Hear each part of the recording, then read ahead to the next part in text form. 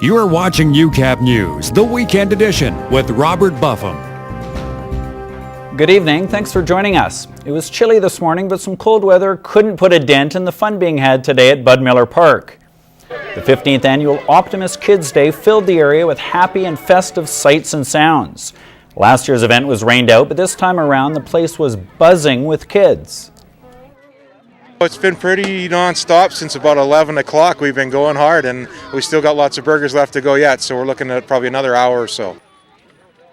One of the main attractions organizers brought in to entertain the children. A very nice turnout. Lloydminster younger children here are having a great time at the Optimist Kids Day. It's estimated over 1,000 people made it out to the park today. Meanwhile, people in Vermilion were rocking for a cause on Friday night. Rock for Humanity raised money for the town's Habitat for Humanity Adopt-A-Home project. It's an event that was inspired and organized and driven by young people in our community, although it doesn't just feature young people, it features people of all ages and all musical styles. Businesses in the community donated items for a silent auction, and each table had a box for cash donations. The event organizer says he wanted to showcase local musical skill and give back to a worthy cause.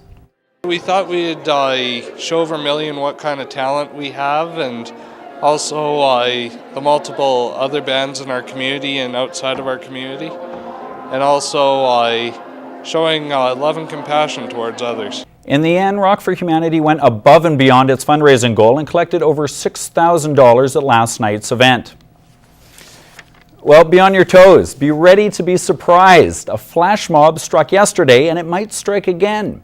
What's a flash mob, you ask? A spontaneous, impromptu, artistic expression that could range anywhere from dancing to singing or even mime. And it's exactly what happened at the Lloyd Mall yesterday evening just before 5 o'clock. It was a typical afternoon crowd for a Friday. People grabbing a bite, chatting, or hurrying to make a last-minute purchase. Nothing out of the ordinary. And then this.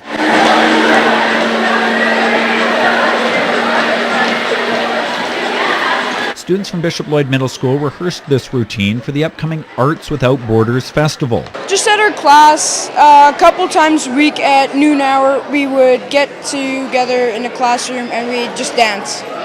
We'd make it up as we go. We'd add songs, take off songs, stuff like that.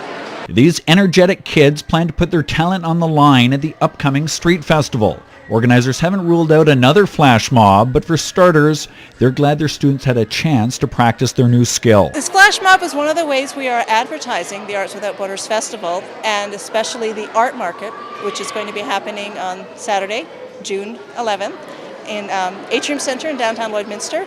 So it's just one of the things happening at the street fair, but you can come and check out all sorts of really cool crafts and that you can buy.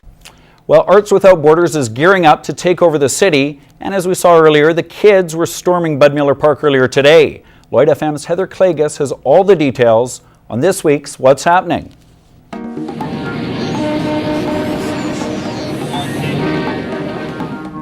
On Saturday, this place is just going to be hopping because it's the 15th annual Optimist Kids Day. And you know what that means? Everything that kids love. There's going to be a bouncy castle, there's going to be clowns, there's going to be a petting zoo, miniature horses, I hear face painting, even the fire and rescue crew are going to be here showing off their vehicles, plus a barbecue too. Lots of fun here at Bud Miller Park. Things get underway at 10 o'clock. Looking ahead to next week, it's going to be a busy one because Arts Without Borders will take over the city. You've got a chance to check out the festival showcase. That's going to be Thursday night at the Vic Juba Theatre. A little bit of dance, a little bit of music, even a one-act play as well. Friday at the Vic Juba, that's where you will find Lloydminster Reads featuring author Joseph Boyden. A whole lot more as part of Arts Without Borders coming your way next week. If you want tickets for those specific events, you can stop by the Vic Juba Theatre box office. The arts will come your way next week, but right now you've got a chance to win a piece of art. Trace Adkins' new album, Cowboys Back in Town. You can pick up a copy of the deluxe edition, which means it features his hit song, Hillbilly Bone, that he sings with Blake Shelton. If you want a copy, all you have to do is email your name and daytime phone number to tvcontests@newcap.ca. We want to say thanks to John at Universal Music Canada for hooking us up with the music. Chuck wagon season is in full swing and the rodeo is going to be here before you know it. Coming up next weekend, that's when the Lee Park Rodeo will be. Keep watching NewCap for all the details. Well, whatever you choose to do this weekend, I hope you have a great one. I'm Heather Klegus, and that's what's happening. The defending AFL champion Lloydminster Vandals, oh how sweet does that sound. Anyway, they kicked off their title defense this afternoon against a team they faced last year in the finals, the Calgary Gators. The home side struck early and often in this one. At the break, the Vandals led 34-14. Some bad news though for the green and black. QB Jared Velo left the game in the second with a leg injury, but he did however return in the third. The last score I have for you is Vandals 41, Gators 17. I will have highlights and post-game reaction from this one tomorrow night in sports. They might be the next Pete Sampras, Andre Agassi, Rafael Nadal, or even Milos Raonic. Beginners were taking their swings today on the tennis courts.